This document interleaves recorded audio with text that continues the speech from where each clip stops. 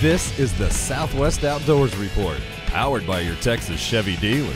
In our continuing quest to bring you the best fishing action and adventure around our four-state region, I'd like to welcome you on the road again. Hi again, everybody. This is your Southwest Outdoors Report, coming to you today from northeastern Oklahoma. Just over my right shoulder is beautiful Lake Hudson.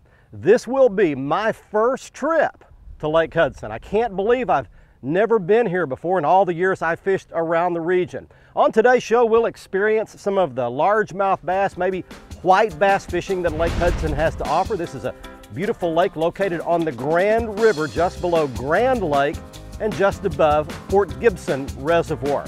Now, also on today's show, we'll be taking you around the rest of the four-state region for your very latest fishing reports from our team of reporters, including Gary Dallahan in the rest of Oklahoma, Brian Hughes in your Texas freshwater report, Bill Olson down along your Texas Gulf Coast with your saltwater report, and Cajun Phil and Kevin in Louisiana.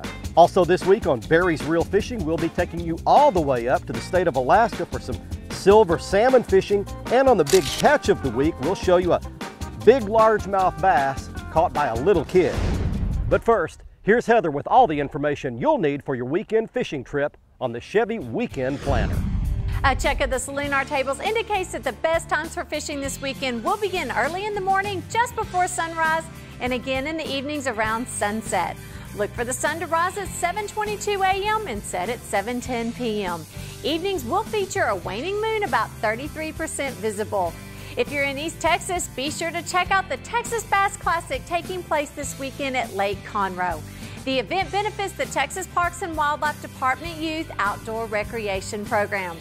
And it features many of the top anglers in the world and has lots of activities for the entire family. Now back to Barry. Thanks very much, Heather. We've made it out onto Lake Hudson right now, and you can see behind me, there's the one main bridge that crosses the main body of the lake. That's the State Highway 20 bridge that crosses the Grand River Channel. Now, we did manage to run across George Tolson, who is the lure designer for the Jean LaRue Lure Company. He's been fishing all morning this morning before we got here with his dad, and as you can see, they caught some pretty nice bass. In fact, they held on to them, and there they go, releasing those fish back into the lake. It's a real good fishery here, and we're gonna get out. In fact, George is gonna show us a couple of his favorite spots. You can see it's a wide open lake, not a lot of standing timber, not a lot of protrusion sticking out of the surface of the water. It's pretty much an open water fishery, and we'll talk more about that, how you can catch bass on beautiful Lake Hudson. Stay with us. When we come back, Brian Hughes is next up with your Texas Fishing and Lake Report. This is the Southwest Outdoors Report, powered by your Texas Chevy dealer.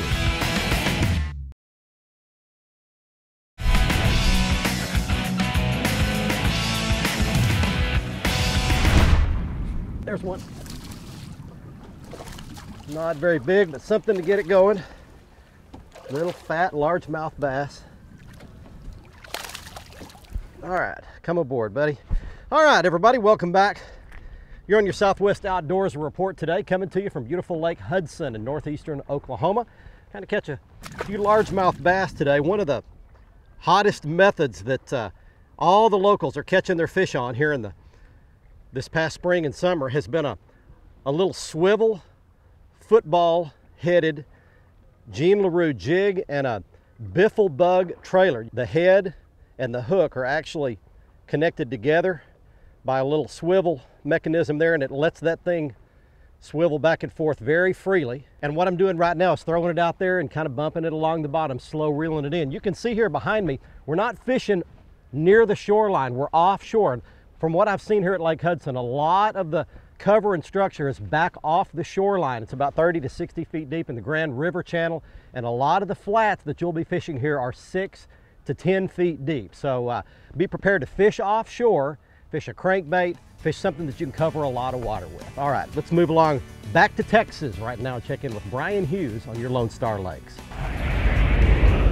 Hi everybody, and welcome to this week's Lone Star Lakes, brought to you by Brass and Blades, the bait with twice the bite.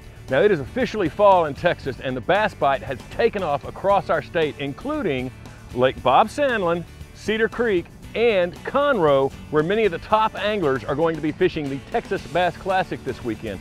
Now, I suggest 4 baits be all you need in your arsenal. Start with a buzzbait on top, then switch to your spinnerbait or Cordell Spot. And finally, a Cinco or Yum Dinger. Go back over those places where you caught fish on the spinnerbait and slow down a little bit for the less active fish. Now we have to head out to East Texas and talk a little bit about Toledo Bend. The fishing there is great, but the Water Authority is dropping the level of the lake about 4 inches a day. They're going to go down a total of about 7 or 8 feet and check the dam.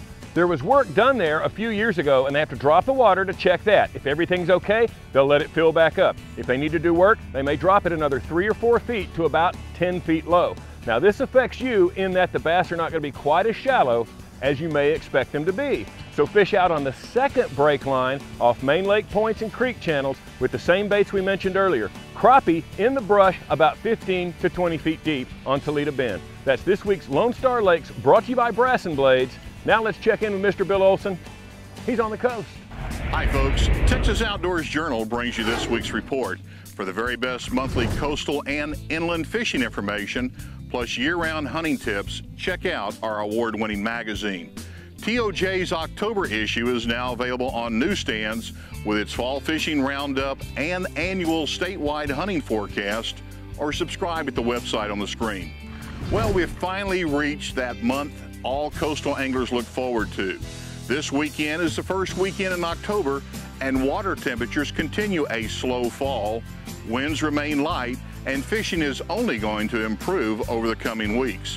While redfish activity has been the mainstay along much of the coast in September, speckled trout are beginning to make a move and become more aggressive in their feeding activity.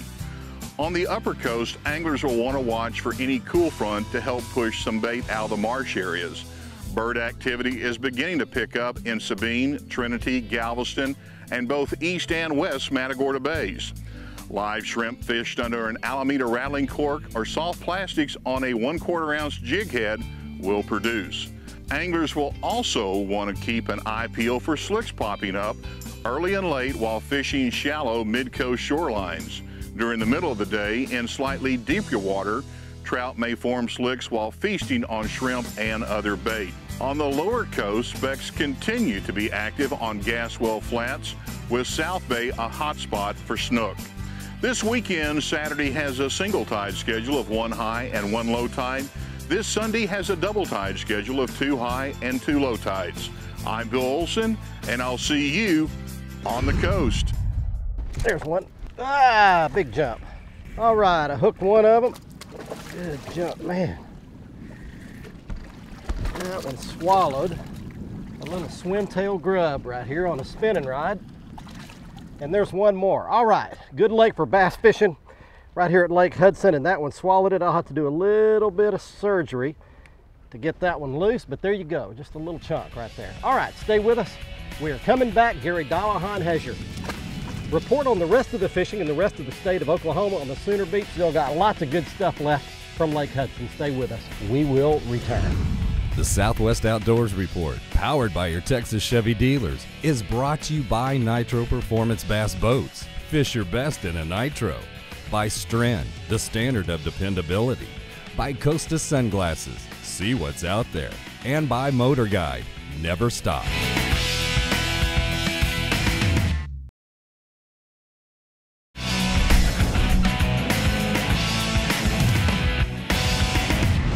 Here's one, got one. All right, decent. All right, a lot of wind, but I have found a bass for you right there. Hey, welcome back everybody, your Southwest Outdoors Report. Lake Hudson today, fishing on a real windy day, and there's just a good kind of skinny little summertime bass. We'll put that one back. And I want to mention a couple of things right here. The watercolor, Lake Hudson. Once again, I've never been here, never seen this lake, but the watercolor is a really good color. It's not real gin clear like down at Broken Bow.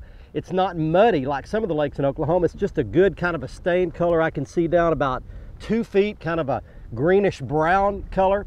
And the bait fish population here is made up, it looks like, of threadfin shad. I'm seeing little threadfins anywhere from 2 inches to 3 inches, and then some bigger gizzard shad as well. And I'm seeing tons of them. There are big schools of bait fish just roaming these little pebble flats up here. and that's gotta be where some largemouth bass are. So it looks like a real healthy lake here at Lake Hudson. Okay, let's move along right here and see what's going on elsewhere in the state of Oklahoma. Here's Gary Dallahan with the Sooner Beat. Well, short sleeves and long sleeves overnight, literally. This must be Oklahoma. Well, this is Oklahoma, and let's talk about the fishing right now. Looks like that fall transition is finally here, and it really is firing up the fish in a lot of places around the state. Some of the bass events are having their year-end events right now, and those guys are reporting good catches, especially the first couple hours of the morning have been good on topwater baits, especially buzz baits and poppars. What they're also reporting is they're catching good numbers of catfish on their crankbaits and soft plastics. That tells me the catfish are active too, and as I look at reports around that state, I see that to be the case. I see good reports from West Watkins, from Lake Eufaula, from Texoma, from Fort Gibson Lake. And Call Lake still shows excellent catfishing. Low water conditions there, so be careful boating. And I also see where Draper is closed to boating because of low water conditions. Southeast part of the state, those lakes are also low. Be careful boating on those waters, but it will help the fishing as we go into the fall season. What's going on right now, the shad have moved shallow, the fish are coming up right there with them, so even the bank fishermen right now can do really well walking the banks they have access to, throwing topwater especially because you won't get it hung up much, and you can catch a variety of species from largemouth to white bass doing that. Crappie fishing right now, some good reports still coming in. I'm showing Uchi, Fort Gibson, Grand, all showing good. Lake of the Arbuckles, crappie fishing good there right now. They're showing the magic depth to be 12 to 15 feet, but I'm also hearing that at that depth, the fish can be suspended near the top of those brush piles. So start out shallow first, 4 to 6 feet deep. One thing about them, you can't catch them if you don't go. Well, it's been a while since I've been able to say this, but the Lowrance Hot Lake of the Week this week is one of my favorite brackish water marshes in all of South Louisiana. It's the Venice area down south of New Orleans, and the reports the last 2 weeks have been fantastic for redfish, speckled trout, flounder, and even largemouth bass. So let's show it to you, locate it right now on the Lowrance HDS-10 with the Insight Shaded Relief Mapping. There has been no oil reported in the past few weeks anywhere around the Venice area, and we locate it. Take Highway 23 south out of New Orleans, runs along the west side of the Mississippi River, and Venice is located here. Now we switch to the Navionics Hot Maps Platinum Plus saltwater card in my HDS card slot, my Lowrance HDS-10. We turn on the satellite overlay to see the actual aerial photography of the area. The Venice Marina is located right here in the middle of your screen. The Mississippi River is just northeast down some canals. Now you go west out of the marina, and this entire area is miles and miles of fantastic marsh loaded with fish. This entire circle here is the famous wagon wheel area that's nothing but canals, small ponds, lakes, points, and when you catch the tide coming in hard or going out strong, the fishing along the inlets and around the points can be absolutely phenomenal for those flounder, reds, trout, and even largemouth bass. Now, it would definitely pay you to hire a guide the first time you go into that area, because without a good GPS or a good guide, you can definitely find yourself lost. That's this week's Lowrance Hot Lake of the Week. Stay with us. When we come back, we're going to Louisiana. Cajun Phil and Kevin have your weekly fishing reports. The Southwest Outdoors Report, powered by your Texas Chevy dealers, is brought to you by quality award-winning Tracker boats. Fish the finest. By Lowrance, makers of the HDS, High Definition System. And by Jean LaRue Lures and Bobby Garland Baits, quality soft plastic baits made in Oklahoma with American pride.